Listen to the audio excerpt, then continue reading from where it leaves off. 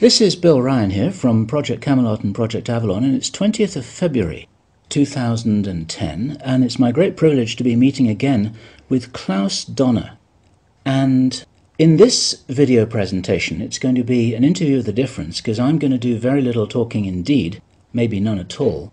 And Klaus is going to be doing an audio commentary on one of his extremely special, unusual and fascinating slideshows about the artifacts and the various phenomena that he has been researching, discovering, investigating personally all over the world, relating to what I think you could legitimately call the hidden history of the human race. Would you say that that's a good summary, Klaus? That's a very good summary, yes. So I'm going to step back here, and what follows now, just kick back and enjoy this slide presentation, and Klaus is going to take you through his own journey. You can accompany him on his own journey through his own discoveries. And take it away, Klaus. What are we looking at here? I can see an array of pyramids. What's the significance? The significance is that you can find pyramids all over the world on each continent. And the question is, when and who did build those pyramids, why many of those pyramids all over the world are looking very, very similar. Another question is, did there really exist a global civilization? And I think many of our researches are really telling us that once upon a long time a global civilization existed. But how many thousands of years ago, we don't know. Most of the audience of Project Camelot may know about the story of one stone pyramid building found in 1984, 25 meters under the sea level in Japan on the island of Yonaguni, which is the southeast Japanese island belonging to the Ryukyu island group. And there's still a struggling of some international archaeologists who are saying that these monuments were done by nature. But my friend Professor Masaaki Kimura did several years since then researches not only on this monument, but also he found several others close by. On the right side down you have a model, and one thing nature is definitely not doing on top of two platforms of this monument. There is one huge stone turtle and one huge stone bird like an eagle. Nature is doing many things, but not such a precise, perfect monument. And the question is, where are all the stones? If nature would have done it broken down, where are those stones? There are also streets, and there was also found a stone stadium like a Roman Colosseum with stone seat rows and stone stairs. Nature is great, is doing many, many great things, but not such perfect buildings. Here you have the huge stone turtle, and you can see also how small is a diver against this big monument. Here you have one street with stairs going up. Here again a very close-up picture just to recognize the size of this huge monument. Here you can see some world maps. On the top, on the right side, you can see the Piri Reis map, which was used already long time before Christopher Columbus came to America. And you can see how perfect this map was already in the beginning of the 16th century, showing part of Europe, of Spain, Portugal, part of Western Africa, and also part of South America. We do not know until now who was able to make such a perfect map already centuries ago. And on the rest of the Piri Reis map, which we do not show on this picture, you can also see the Antarctic without ice. In 1956, researchers found out that the Earth under the ice mass at the Antarctic is exactly like the Piri Reis map was showing. So this Piri Reis map should be at least older than 10 to to 12,000 years. But the next question would be, who was able to make such a wonderful world map? On the left side, on top, you see Atlantis, done by Athanasius Walzemüller, and the map is the other way round. He did it the other way round, and you can see the continent between Europe, Africa, and also America. And you can see on the left side down different sides of a huge stone world map. This stone world map was found in 1984 while gold digging in Ecuador in an underground tunnel system with other 350 artifacts which do not really fit any known and existing South American pre-Columbian culture.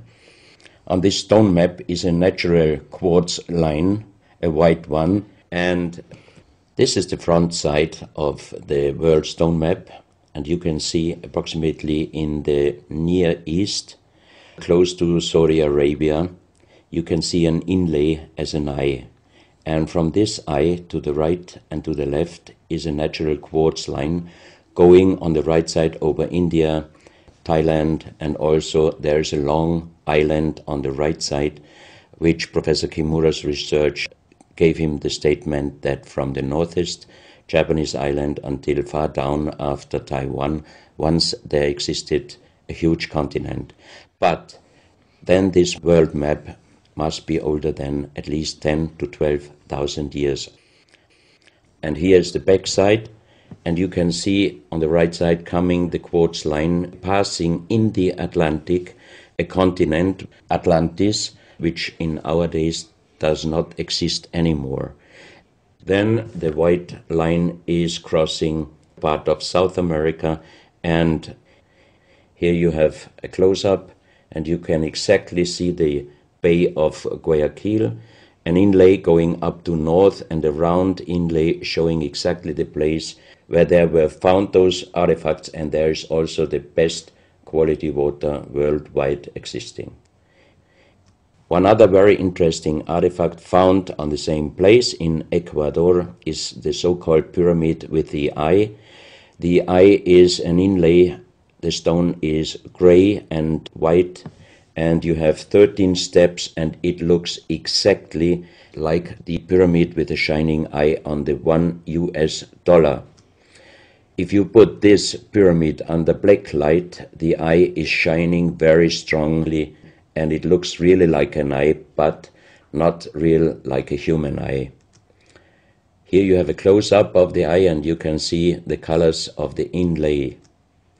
On the bottom of this pyramid, you have the inlay in little gold plates showing the Orion star constellation, and you have unknown writing. The translation of Professor Kurt Schildmann, who was the president of the German Linguistic Association, and he was perfect in more than 40 languages. He was able to translate this writing. He called it pre-Sanskrit because it is older than the oldest writing. And the translation of these 4 letters you can see here, his translation is "the Son of the Creator comes." As we found the same writing on stones in certain countries like Ecuador, Colombia, Illinois, United States, Clausel, France, Malta in the Mediterranean, Turkmenistan, Australia, and in southern Calabria, Italy, just a few years ago. Always there are stones and ceramics, terracotta, with the same writing. That means this writing existed once worldwide, and that means there must have been a global civilization older than Sanskrit, older than 6,000 years. And Professor Schildmann also told me that this writing has a little similarity to the Indus writing and also to the Easter Island writing. And as he said, this is older than Sanskrit. He called this writing pre-Sanskrit. On this stone, you can see on the top the 2 eyes, and then you see the right hand holding the pyramid and putting the left hand on top of the pyramid. That means showing how to use this pyramid with the eye. On this stone you can see an encarving, sitting a man on a stone holding the pyramid exactly as it was shown on the artifact before. From his eyes are going rays out, and on the right side you see two bowed persons. On his head he has something like a small helmet, and from this helmet goes up like an antenna to a strange object over him. And here you have the photo of the discovered helmet. We could not yet make a metal research or checking what kind of metal was used, but you can see in the center of the helmet that something is missing, and that might have been this kind of antenna which was shown on the artifact before. Another very strange finding from the same place is one big jade cup and 12 little jade cups. As the 12 cups are man-made and each one is a little bit different in size, if you fill them up perfectly with water and you put the 12 cups of water inside the big cup is completely filled. The next strange thing is that you can see on the little cups numbers which are looking like the Mayan numbers, but if you compare them with the Mayan numbers, you find out that there are some little differences. And on the big cup you can see a perfect inlaid star constellation, also showing the Orion and other stars.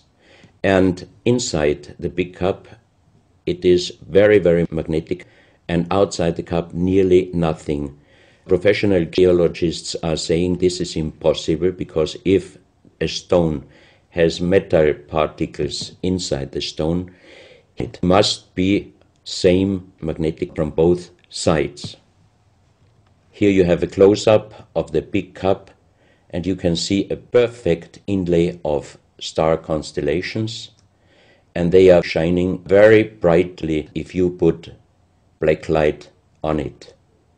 Here you have some small cups that you can figure out more clearly the style of the numbers inlaid in a strange material, also shining under black light.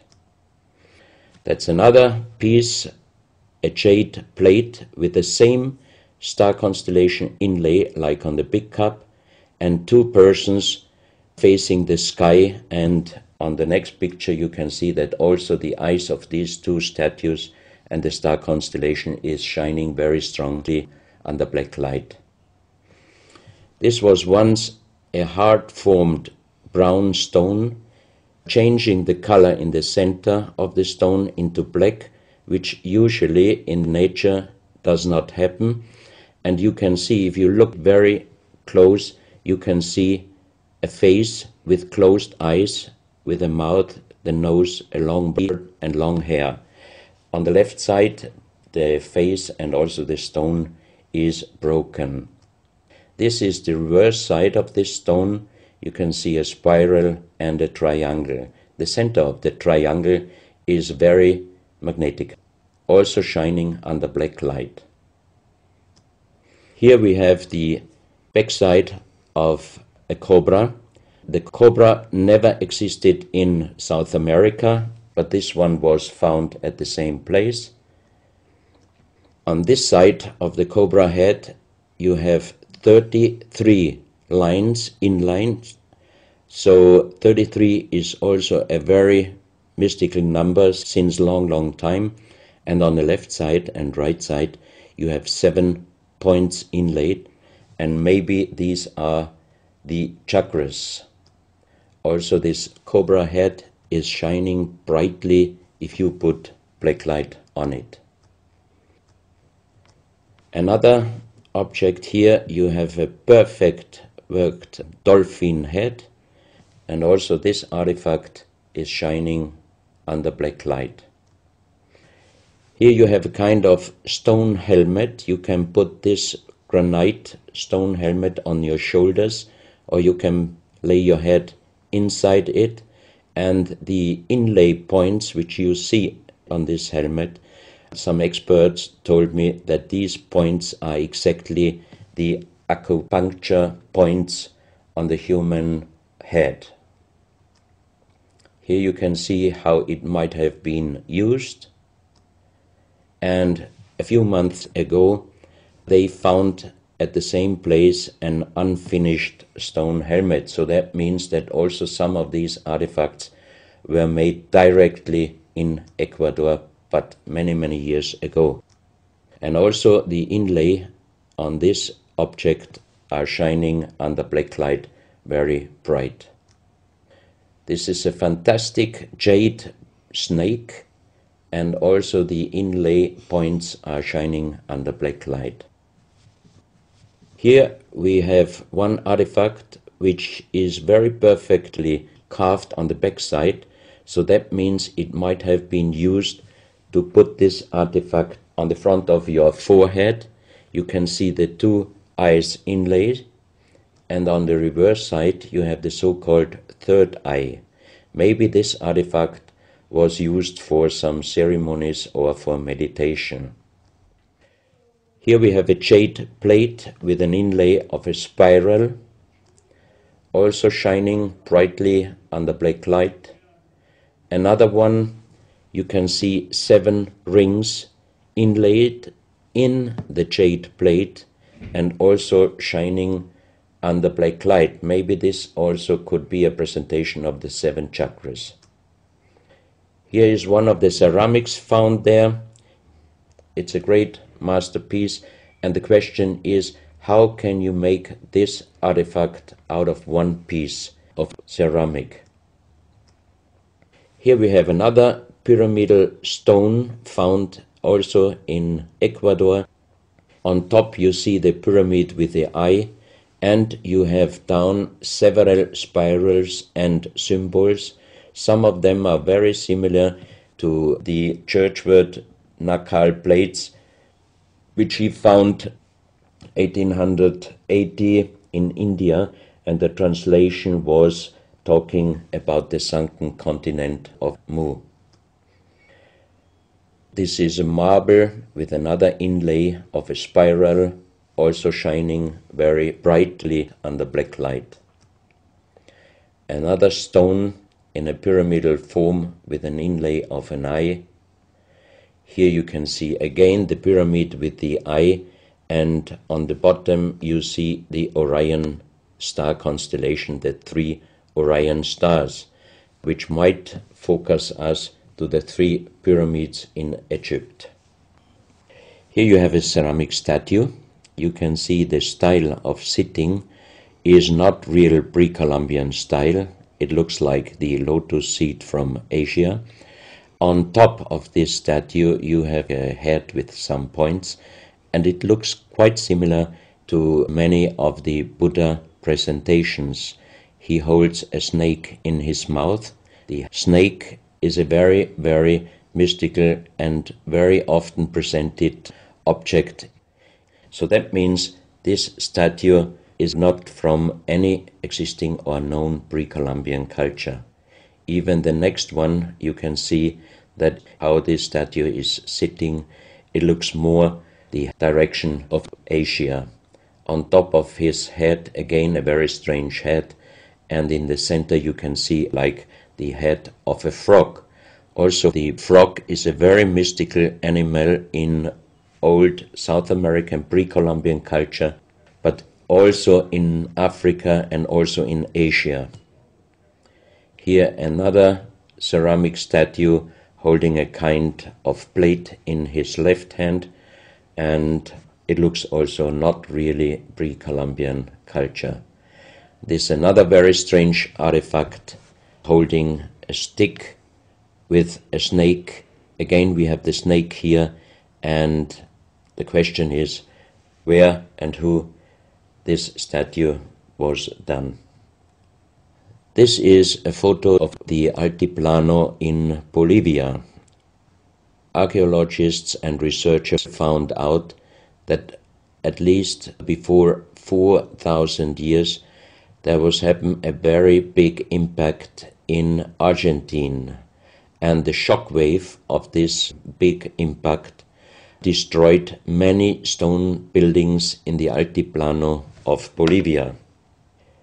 You have here a picture of Pumapunku, a very strange place close to Tiahuanaco in Bolivia, and you see tons of stone plates with perfect work on it, destroyed.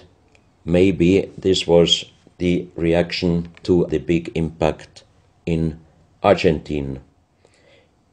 Here you have my friend Giancarlo Bonfanti, Italian researcher, in the center of the so-called Sun Gate in Tiahuanaco in Bolivia, and some researchers write that the figurines on top of this side of the Sun Gate are showing the Venus calendar.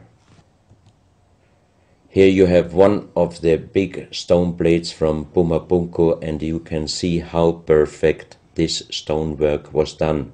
And the question is, could you do such perfect work with simple tools? Close to this area, they found skeletons with a size of 2.6 meters. And the picture on the top shows you the skull of one of these skeletons, and it looks like it is deformed, but definitely these skulls are not deformed. They are natural style, like an egg. On this photo you see how strong the jaw of those skulls were. This is a front view, and the most interesting photo is this one, because you can see that the top of the skull does not have the 3 plates which we have as Homo sapiens, and that shows us that these skeletons are not Homo sapiens. What we might be able is doing a DNA check and an age dating on these skeletons, because we are very much wondering what kind of humans did exist long time ago and how long ago. On the next pictures I show you some artifacts found close by the real giants, and when I first time got this mask in my hands, I tried to look through the 2 eyes. At that time I didn't know that they were belonging to 2.6 meter skeletons, and I was just wondering, why did they make masks where you can only look out from 1 eye? But after knowing that those people were over 2.5 meters, I could imagine that their skull was of course bigger than our skull, and that's why these masks were for us oversized. That's another mask from Bolivia, another one with very wonderful encarving, many spirals and many symbols, which we also found in many other cultures. This is a very heavy stone figurine, and again here you can see on the top the head of a snake going down on his backside. This is the reverse side. You can see again the snake. So that means the snake must have been a very, very important animal in the past of our history. Here you can see a stone flute. The strange thing is that the vibration of the sound of these stone flutes is exactly the same as our brain waves. So that means maybe those flutes were used for meditation or for healing purposes. And each 2 holes are connected perfectly with each other. That means you can make perfect holes into this very, very hard stone, but how you connect with simple tools the 2 holes on the bottom, this would be, even in our days, a very difficult work to do. Because it's in the shape of a U and it curves around inside the stone. That's right. And with simple tools you are definitely not able to do such a work. And even the holes are very precise. This is the form of a boat, and you have 3 flute pipes at the end. Here you can see how perfectly they were made. This is another flute, very small.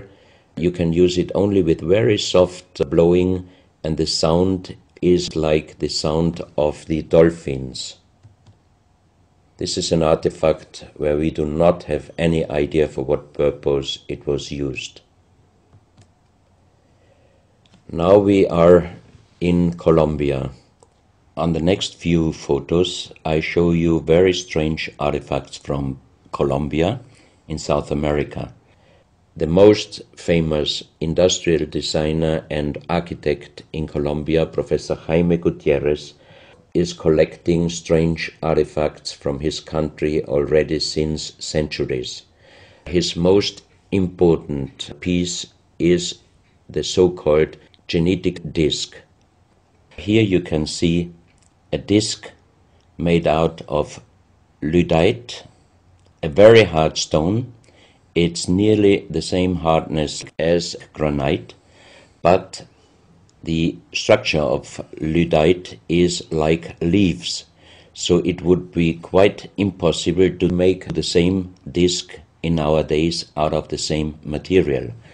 The diameter of this disc, we call it the genetic disc, is about 27 centimeters. And on this disc you have several things presented which usually you can only see with a microscope. For example, on the left side, around 11 o'clock, you can see one egg, human egg, without, and another with spermia. On the right side, at approximately 1 o'clock, you can see some spermias, and then you have several very strange presentations which we could not explain. But here on the left side you have a microscopic photo from the inside of a lady done by a Swedish photographer, and you can see that the egg without and with spermia looks exactly like the presentation on this genetic disc. On the reverse side you have on top several presentations of fetus in different size, different age, ending up with looks like a little child. You see also at the end of the plate around 6 o'clock female and male, and also on the right side around 9 o'clock you can see the presentation of man, woman and child. But the strange thing is how they present those human-like heads. Here you can see a knife done by the same material, lyddite. On top of the knife, on the handle, you have mother's head. Beyond you have the child's head, and the umbilical cord is going around the neck of the child. So that means this knife would have been used to cut the umbilical cord, saving the child's life. This is a close-up mother, child and umbilical cord. This is an instrument. It might have been used for helping the child coming out, leaving the mother, when there were some complications. And it is also made out of the same material, lyddite. You have here the vagina and the child's head coming out. And on the reverse side, you can put only your thumb inside. That means you can only use this instrument with your fingers, meaning you cannot use power. So that means it might be safer helping the child leaving the mother than our instruments we are using in our days, because sometimes the modern instruments, while being used, can damage the child's head. This, we think, is a medical instrument. It is also lyddite, and it's a perfect form. Another one, and these are other ones, they are very much smaller than shown on this photo. And when we did a material check in Vienna, the most expert worldwide checked those pieces. First of all, the material. Each one is done with lyddite, and the form itself, he checked them, and finally he said, I cannot tell you how they were done, who did they make, but the only thing I can definitely tell you, from the same material in our days, we cannot make the same instruments. So how old they are, we do not know, but as they were found in Colombia, and they do not fit any existing pre-Columbian culture, we must consider that those artifacts are at least older than 6,000 years.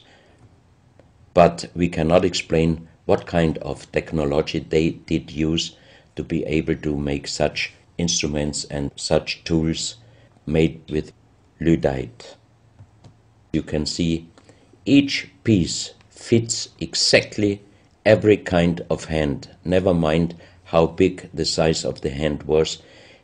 Each instrument, each tool fits exactly each hand which was using those instruments. This face looks a little bit like the Maui, the big stone statues from Easter Island. Here you have a close-up. This, in joking, I call it the dentist chair. Perfectly done, but again, same material, lyddite. And the strange question is, why, if they could make such perfect figurines out of this very difficult material, why did they show the human face always with big round eyes and a little nose and a big mouth? There is no real explanation possible. This is again one piece from Colombia, lyddite. On the front side you see the mother holding the baby, and on the back side you see the man with armors, most probably for hunting. This stone figurine was found in Colombia. It looks exactly like the Maui statues from Easter Islands, but it is only about 30 centimeters in size. This is another masterpiece of stonework. You have on both sides presented one bird, but if you look at the front side, you can see that the two birds presenting a face, and on the left side, between the bird's head and the wings, you see again this unknown writing which we found on stones from all over the world. This is the mother holding a child, very strange face, and it's a kind of jade material. This is another stone from Colombia showing an armadillo. On top of the armadillo you can see a strange face with long ear and two horns on top. On this artifact you can see a smiling face on top. You have two triangles on this side, and on the other side, on the right side, you have a face. Again, the animal face on the right side, and some unknown symbols. And on the bottom of this object you see an animal, looks like a crocodile. Now we are moving to Guinea, West Africa, very close to the border with Mali. They found on a huge granite mountain the half portrait of a lady done in granite stone, and the size of this statue from top of the head until the middle of the torso is exactly 150 meters. So this is a real big question. who might have been able to do such a huge granite half-portrait in a mountain at least 10 to 12,000 years ago, because the Italian geologist Professor Pittoni was on the spot. He did these photos and he checked the earth on the bottom of this mountain, and his calculation was that this stone monument must have been done at least 10 to 12,000 years ago.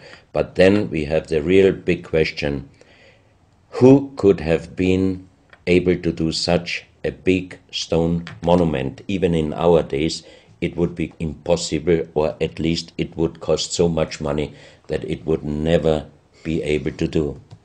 And if you look at the close-up of the face, some experts told me that this face definitely is not European, but also, of course, not black African. It must be either South American or Asian culture. But then again, we are at the point 10 to 12,000 years ago. It might be the civilization, the lost civilization from Atlantis. Close to this area in Sierra Leone, Professor Pittoni was in charge of diamond excavations. And as he heard in this area a legend about Allah was angry with some angels, and he put them into stone and throw them to the earth, he put the sky, also made it into stone and throw it to the earth, and he put the stars and throw them to the earth. The legend says that the sky you can see on this stone, they call them sky stones, sky blue stones found in this area under the earth. And we did research in Vienna. This is definitely artificial stone. It's not a natural stone, and all the material could be found, but the only thing they could not inform us is what kind of color did they use to get this real sky blue color. The stone figurines found from 20 meters down to even 50 meters. Professor Pittoni always took some organic material from the finding place, and the age dating of those stone artifacts are from 2,500 years up to the oldest one, 17,000 years. Here you have a granite stone, so-called nomoli, stone nomoli, with very nice encarving. Here you have a man sitting on an elephant, as there are also the legends of giants all over Africa. You know how big is an elephant. It's a wonderful stonework. It's very hard and very heavy. There are also some artifacts showing half human or human with the head of a reptile, holding a kind of pot in their hand, and they could put something inside this pot, and also on top of several nomolis there is a hole for putting something inside, and most probably they were used for ceremonies. Here you have a kind of animal. It looks like a dinosaur, and when Professor Pittoni found this statue, it was making a strange noise. So he opened the statue, and they found inside the small black ball you can see on the bottom of the statue, and this was iron material.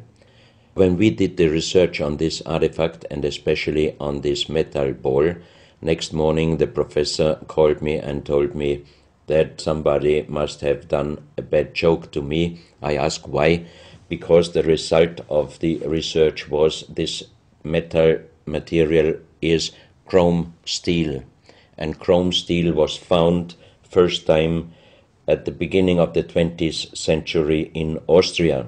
That means it was impossible inside a statue with the age of approximately 17,000 years. But when I called immediately Professor Pittoni, he was laughing and he said, I'm a geologist. If a statue is making a strange sound, I do not open it just right away, but I did several X-rays, and you can see here on the right picture one of the X-ray photos, and you see that inside the closed statue already the round ball, the chrome steel ball, was existing. On this X-ray photo you can see exactly, and also Professor Pittoni saw that this statue in former days already was opened but perfectly closed again, and he called a specialist who opened it exactly concerning this photo, the small stone ball which was closing the hole inside, and you can see that the metal ball was already existing. Some of you might have watched several pictures, photos on the internet of giant skeletons found in desert, in India, in China and other places. Most of those photos were competition photos to present Photoshop. Perfectly done. I also was quite impressed when I received first time one of those photos, but these photos I'm showing you now, they are definitely not coming out from a Photoshop competition. These photos are real skulls and skeletons. This skull was found in a tunnel system underground in Colombia. The skull is dated up to 11,000 years. The skull is bigger than normal skull, and the front teeth of the jaw are lined up in a different way than our teeth. Something that occurs to me here is that there's a very strong, pronounced jaw. It's a very prominent jawline, very prominent chin. And here you see a photograph that was shown to us by a Project Camelot insider. Now, this isn't a real photograph. This is a scene from the old Arnold Schwarzenegger movie Conan the Barbarian. And what you're seeing here is a special effect on the actor James Earl Jones. The critical thing here is the shape of the jawline.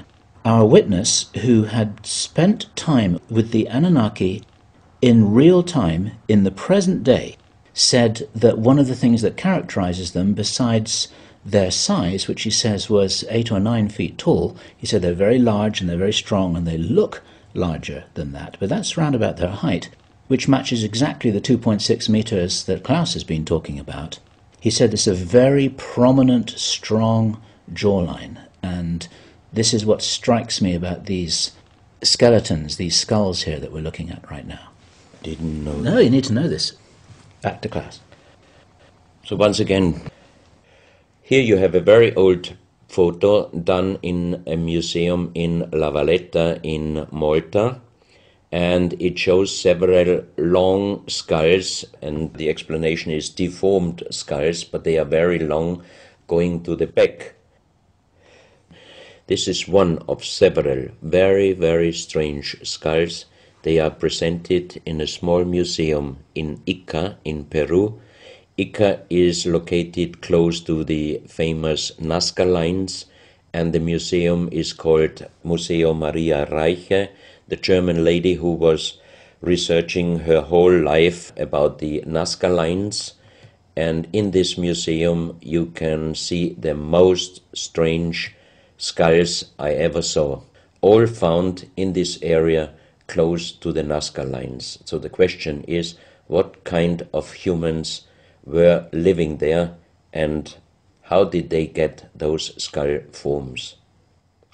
And especially this one, definitely several doctors and experts told me it would not be possible to create such a kind of deformation, because through deformation you do not get the double bone material on the skull, and on this skull even you have particles of the skin and hairs, and I think it would not be difficult to do a age dating and especially a DNA analysis of this skull.